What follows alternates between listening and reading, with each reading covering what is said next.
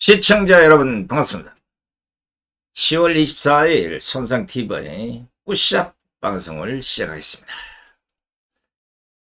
왜 꿍시렁에서 갑자기 굿샷이 됐느냐 이렇게 궁금하실 분이 계실 텐데, 꿍시렁도 사실 좋은 말인데 꿍시렁 근데 그걸 좀 함축해서 꿍 이러면 좀 강력한 표현으로 이렇게 했었는데, 어떤 분이 에이 그래도 꿍시렁은 좀 싫어, 뭔가 좀 이렇게 숨어서 얘기하는 것 같으니까 드러내놓고 하는 용어 없느냐 해서 굿샷을 했습니다.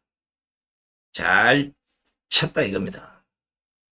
자, 그러니까 앞으로 굿샷 방송 널리 여러분들이 공부해 주시면 고맙겠습니다. 오늘 또 짧은 걸 딱 두 편으로 여러분들의 속을 좀 시원하게 해드릴까 합니다. 약간 뭐 풍자성도 있고 시적 표현도 있겠지만, 그래도 우리가 무슨 얘기를 하려고 하는지 이걸 잘 생각해서 들어주시면 너무나 고맙겠습니다. 첫 번째 글은 속담 따라 산말입니다. 아마 여러분들 저보다도 속담을 많이 알고 있겠지만, 제가 이 속담이 세월이 수백 년 흘러도 조금도 틀린 게 없다는 걸 보고 깜짝 놀랐습니다. 이게 왜냐하면 수많은 세월을 거치면서 나온 경험담의 결정체다 보니까 그렇다고 생각이 됩니다. 자, 그러면 첫 번째 걸 우리 속담 따라 산말리를 들려드립니다. 하지 않아도 될 걱정을 자꾸 하는 것을 보고 걱정도 팔자다고 합니다. 지금 이 나라 걱정하는 것이 애국심 때문일까요? 아니면 팔자 때문일까요? 아무래도 팔자 같은 생각이 듭니다.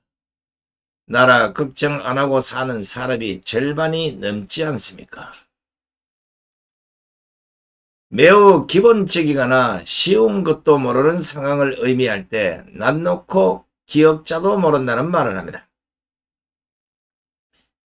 지금 대한민국 국회엔 역사 역자도 정치 정자도 모르는 사람이 수두룩합니다. 그러니 만나면 싸움 지르고 분리하면 고성과 욕설을 뿜어대는 것이 아니겠습니까? 자기가 남에게 좋게 말해야 남도 자기에게 좋게 말한다는 뜻에 가는 말이 고와야 오는 말이 곱다는 속담이 있습니다. 그런데 우리나라 국회의원들은 가는 말은 욕설과 고성으로 보내고 오는 말은 천사의 말을 요구합니다. 그러니 국회를 민의의 전당이 아닌 동네 조폭들의 결투장이라고 비꼬지 않습니까? 경험 없는 사람이 이 일을 망칠 때 선무당 사람 잡는다고 합니다.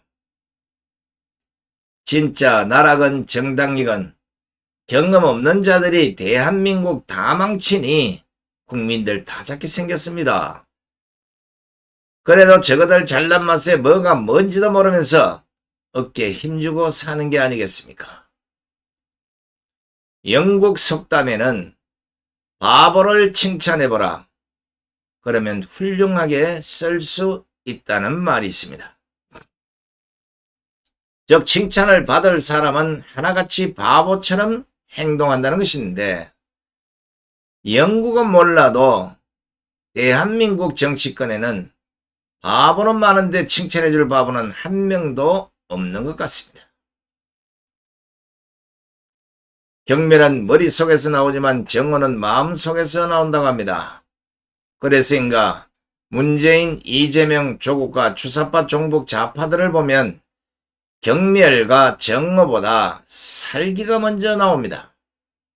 진짜 나라가 왜 이런 건지 인간이 싫어집니다. 자, 짧은 얘기지만 속담 몇 개에 비춰서 현실 정치를 한번 풍자해 본 겁니다.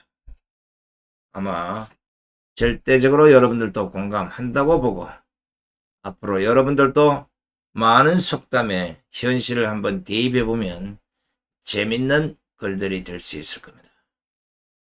자, 이제 두 번째 글로 넘어가기 전에 아주 기통찬 사진을 하나 제가 봤어요. 이 SNS상에 많은 사진들이 아니긴 한데, 이건 누가 봐도 아주 멋진 작품 사진을 찍은 것 같아서 누군지 모르지만 칭찬을 해주고 싶습니다. 자, 두 번째 글은 바로 역사의 아픔입니다. 요즘 뭐 하도 역사를 갖고 왜곡하고 뒤틀고 막 그냥 역사를 개판으로 만들어버렸는데, 이거 언젠가는 어떤 이유가 되더라도 역사는 다시 원점으로 다 돌아가서 진실된 역사가 대한민국의 역사가 되도록 우리 모두가 노력을 해야 됩니다. 안 그러면 대한민국의 미래가 한랭전선을 넘어서 아마 태풍이 불 수도 있습니다.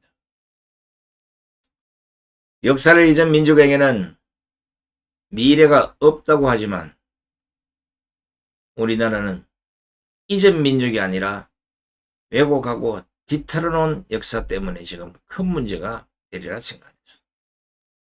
자, 그래서 두 번째 글은 제목이 역사의 아픔입니다. 울고 싶어도 울지 못하고 웃고 싶을 때 웃지 못하는 당신. 숨통을 조이고 살점을 뜯어내고 뼈를 부수는데도 당신은 왜 말이 없습니까? 뒤틀고 뒤집고 조작하고 왜곡해도 왜 말을 못합니까?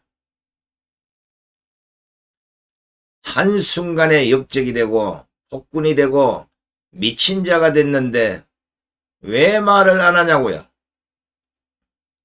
도대체 얼마나 찢기고 베이고 뭉그러져야 소리칠 것입니까?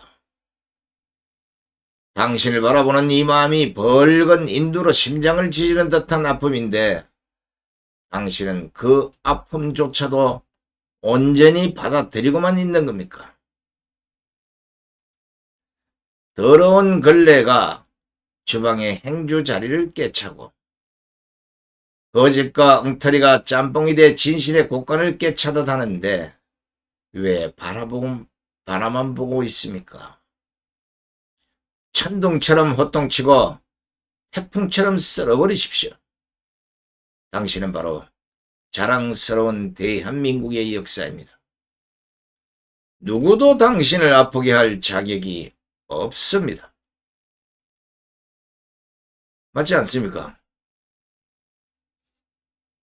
뭐 수도 없이 지적했지만 이번에 노벨 문학상을 받은 한강의 책,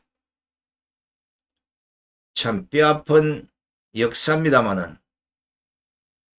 진실의 역사를 찾고 역사는 진실로 고정을 하되 그에 따라서 피해를 본 사람에 대해서는 국가가 배상을 하고 그 폭동을 일으킨 자에 대해서는 역사가 단죄를 해야 다시는 그런 역사가 되풀이되지 않는 겁니다. 억울한 죽음은 그 폭군들을 제지하기 위해서 경찰과 군이 출동했을 때 그들만의 죽음이 있겠습니까? 양민만 죽었겠습니까? 군도 죽고 경찰도 죽고 또 다른 사람들도 죽었을 텐데 왜 다 같은 생명인데 그들의 생명은 알 바 없다는 식입니까? 이런 식으로 편식증에 걸린 글을 쓰다 보면 결국 또 다른 피해자를 낳고 있는 겁니다. 물론 거기에 대한 해박한 연구를 안 해봤기 때문에 생긴 부작용이라고 저는 생각을 합니다. 이제부터라도 좀 더 근현대 역사에 깊이 파고들어가서 과연 무엇이 문제고 왜 그런 폭동들이 일어났는지를 면밀히 검토해 보시기 바랍니다. 두 개 다 이미 모든 증거 자료는 다 완벽히 갖춰져 있습니다.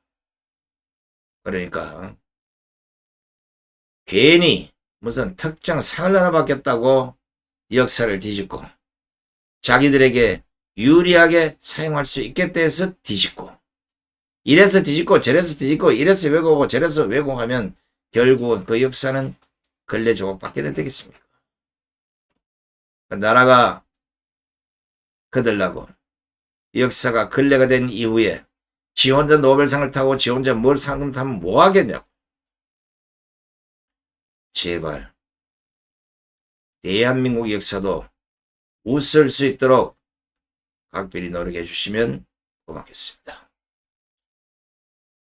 자, 또 저는 내일 또 다른 글로 여러분 함께 하겠습니다. 끝까지 함께 해주신 시청자 여러분 대단히 고맙습니다. 안녕히 계십시오.